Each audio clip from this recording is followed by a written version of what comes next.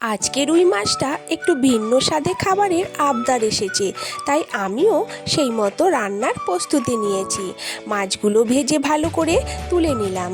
এখানে আমি ধনেপাতা আর দইয়ের একটা পেস্ট বানিয়ে নিয়েছি। মাছ ভাজা তেলের মধ্যে কেটে রাখা টমেটো আর কড়াইশুঁটিটা একটু ভালো করে ভেজে নিয়ে তাতে আদা, রসুন, পেঁয়াজ, কাঁচা লঙ্কা, পরিমাণ মতো নুন দিয়ে ভালো করে মশলাটা কষিয়ে নিলাম।